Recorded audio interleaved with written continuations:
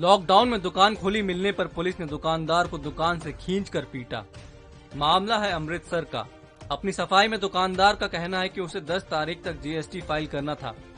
वह सिर्फ कागज लेने ही दुकान आया था। दुकानदार को इस तरह पीटे जाने पर व्यापारियों ने विरोध जताया है।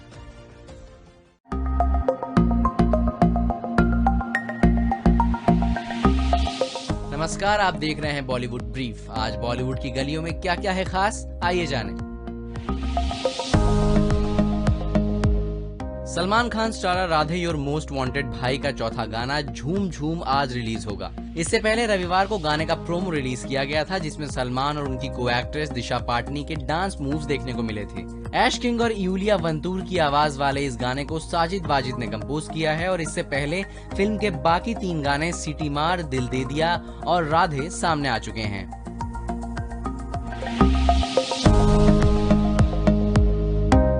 South Indian actor Kichcha Sudeep की माने तो बॉलीवुड एक्ट्रेस काजोल उनकी पहली सेलिब्रिटी क्रश है। एक एंटरटेनमेंट वेबसाइट से बातचीत में जब उनसे इसके पीछे की वजह पूछी गई तो उन्होंने कहा, क्योंकि वो काजोल है और उनकी वजह से मैंने अजय देवगन सर से बहुत नफरत की है। एक वक्त था जब जिस मैगजीन में काजोल की फोटो आती थी वो मेरे पास होती थी। मेरे पास 30 से 40 बुक्स हुआ करती थी। जब सुदीप से पूछा गया कि क्या कभी उन्हें काजोल से ये सब कहने का मौका मिला तो उन्होंने कहा नहीं, तब तक उनकी शादी हो चुकी थी। टाइगर श्रॉफ और दिशा पाटनी के अफेयर की चर्चा काफी समय से जारी है, लेकिन जैकी श्रॉफ की माने तो वो दोनों दोस्त हैं। अपकमिंग फिल्म राधे और मोस्ट वांटेड भाई का प्रमोशन कर रहे जैकी ने एक बातचीत में कहा, टाइगर को उसकी पहली लड़की दोस्त 25 साल की उम्र में मिली थी। तब से उसने इधर उधर नहीं देखा। वो एक ही पैशन डांस और साथ साथ वर्कआउट शेयर करते हैं। जैकी और दिशा राधे में पहली बार एक साथ काम कर रहे हैं और जैकी की माने तो फिल्म के सेट पर दिशा उन्हें सर कहकर बुलाती थी। साउथ इंडियन एक्ट्रेस और नेशनल क्रश बन चुकी रश्मिका मंदाना सिद्धार्थ मल्होत्रा स्टारर मिशन मजनू से बॉलीवुड में डेब्यू कर रही हैं। लेकिन क्या आप जानते हैं कि उन्हें ये film Vijay Deverakonda starrer dear comrade में उनके परफॉर्मेंस की वजह से मिली? मिशन मजनू के डायरेक्टर शांतनु बागची ने बताया कि वो फिल्म के लिए फ्रेश चेहरा ढूंढ रहे थे। इसी दौरान उनकी नजर रश्मिका मंदाना पर पड़ी। शांतनु डियर कॉमरेड में रश्मिका के परफॉर्मेंस से इतने प्रभावित हुए कि उन्होंने उन्हें फिल्म में कास्ट कर लिया। आम लोगों के साथ साथ बॉलीवुड सेलिब्रिटीज भी बढ़ चढ़कर वैक्सीन लगवा रहे हैं। हाल ही में एक्ट्रेस प्रीति जिंटा भी उन सेलेब्स में शामिल हुई जो वैक्सीन के दोनों डोज ले चुकी हैं। उन्होंने सोशल मीडिया पर इस बात की जानकारी दी और लिखा, मैं सभी से अपील करती हूं कि जितनी जल्दी हो सके वैक्सीन लगवा लें ताकि हम सब सुरक्षित हो सकें।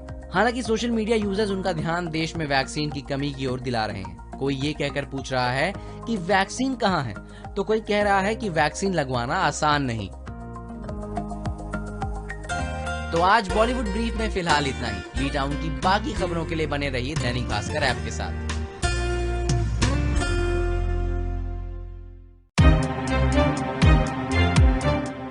नेपाल के प्रधानमंत्री केपी शर्मा ओली के सत्ता संभालने के पहले तक भारत और नेपाल के बीच मधुर संबंध रहे, लेकिन जैसे ही ओली सत्ता में आए नेपाल चीन का तरफदार हो गया। इस बीच ओली चीन की राजदूत हो यांकी के काफी करीब रहे। मीडिया में दोनों की नजदीकियां खूब चर्चा में रही। यांकी ने भी खूब यारी निभाई और कई बार उनकी सरकार को गिरने से बचाया। बदले में ओली ने भारत विरोधी तेवर बनाए रखे। नेपाल ने भारत के 3 इलाके कालापानी, लिपुलेख और लिम्पियाधुरा को अपना बताया। वहां की संसद में एक नक्शा पास कराया जिसमें तीनों इलाके नेपाल में दिखाए गए। यहां तक कि उन्होंने कहा कि भगवान राम भारत में नहीं बल्कि नेपाल में जन्मे और उनकी अयोध्या को भी नेपाल में बताया। इन सब के बाद भी ओली अपना प्रधानमंत्री का कार्यकाल पूरा नहीं कर सके।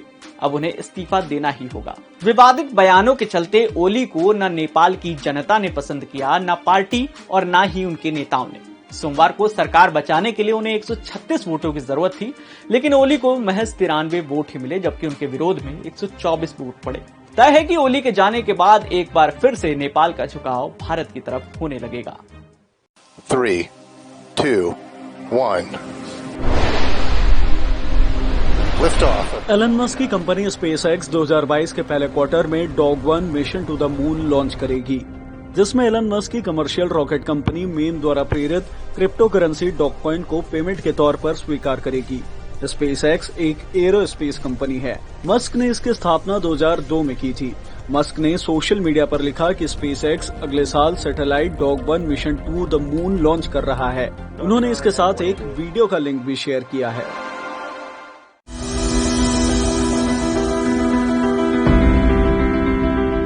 भारत समेत कई देशों में कोरोना महामारी जमकर कहर बरपा रही है।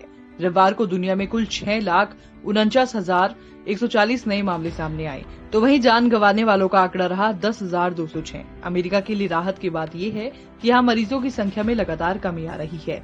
बीते दिन 22,200 नए संक्रमितों की पहचान हुई। ये अब तक का सबसे कम आंकड़ा है। यूएसए में नाइट क्लब, बार में सिर्फ उन्हीं लोगों को जाने की इजाजत है जो वैक्सीनेशन करवा चुके हैं। कुल मरीजों के मामले में अभी भी अमेरिका नंबर 1 पर बना हुआ है। कुल 3 करोड़ से ज्यादा मामले दर्ज किए गए, जबकि 5 लाख से ज्यादा की मौत हो चुकी है। दूसरे नंबर पर भारत है। अब तक कुल 2 करोड़ से ज्यादा संक्रमितों की पुष्टि हुई है। 2 लाख से ज्यादा लोगों ने जान गंवाई है। तीसरे नंबर पर ब्राजील है। यहाँ 1.5 करोड़ से ज्यादा संक्रमित हैं, जबकि 4 लाख से ज्यादा की मौत हो चुकी है। तो वहीं विश्व स्वास्थ्य संगठन ने ऑक्सीजन की कमी पर एक इमरजेंसी टास्क फोर्स बनाई है। गौरतलब है कि विश्व में ऑक्सीजन की कमी 90 लाख क्यूबिक मीटर से बढ़कर 2,80,000 क्यूबिक मीटर तक पहुंच गई है। विशेषज्ञों ने चेतावनी दी है कि भारत जैसे हालात दुनिया के अन्य देशों में भी बन सकते हैं।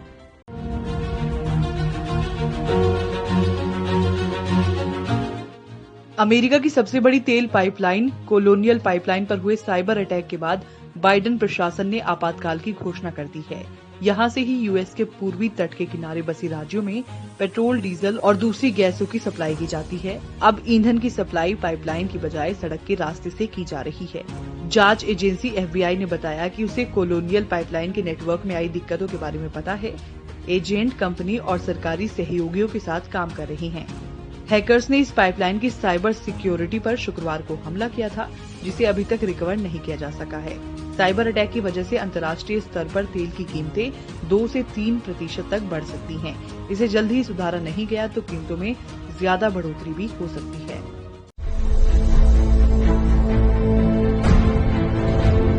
देश में ऑक्सीजन की भारी किल्लत चल रही है, लेकिन देश में ही नहीं, ब्राजील, मैक्सिको समेत विश्व के कई देशों में भी लोग ऑक्सीजन की कमी से दम तोड़ रहे हैं।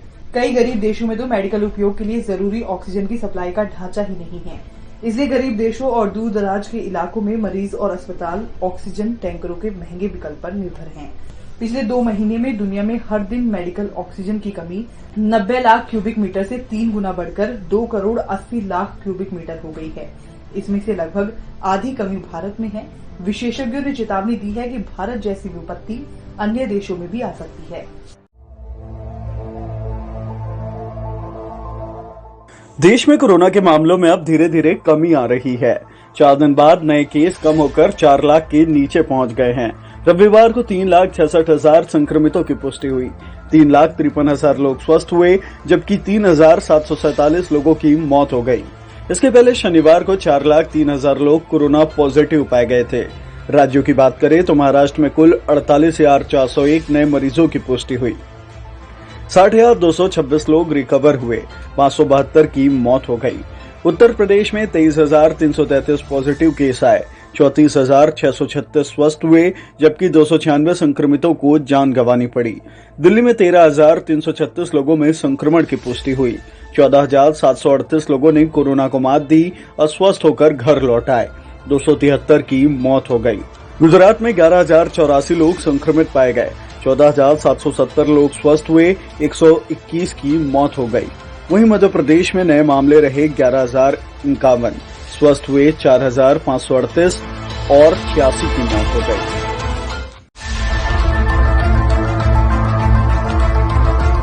कोविड मैनेजमेंट पर सुनवाई के दौरान सुप्रीम कोर्ट ने केंद्र से नई वैक्सीन पॉलिसी पर दोबारा विचार करने को कहा था।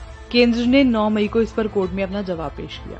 कोर्ट ने कहा कि वैक्सीन पॉलिसी न्याय संगत वितरण सुनिश्चित करती है और इसमें सुप्रीम कोर्ट के दखल की कोई जरूरत नहीं है।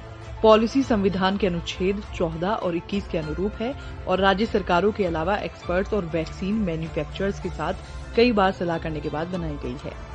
वहीं वैक्सीन के प्राइसिंग पर कहा कि राज्यों को वैक्सीन खरीदनी है, लेकिन केंद्र ने मैन्युफैक्चरर्स के साथ अनौपचारिक बातचीत कर सभी राज्यों के लिए एक जैसे दाम सुनिश्चित किए हैं। रही बात केंद्र के लिए कम और राज्यों के लिए ज्यादा दामों की, तो इसके पीछे खरीद की मात्रा का मामला है।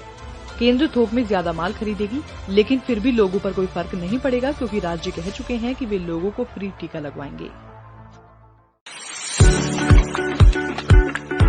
क्रिकेट में विलो यानी बेंत की लकड़ी से बने बैट खूब इस्तेमाल हो रहे हैं, लेकिन अब बांस यानी बैम्बू से बने बैट भी चलन में आने लगे हैं। जापान, चीन और साउथ अफ्रीका में इनका इस्तेमाल खूब हो रहा है। कैम्ब्रिज यूनिवर्सिटी के शोधकर्ताओं का कहना है, बांस से बने बैट सस्ते होते हैं और ये आसानी से बनाए जा सकते हैं।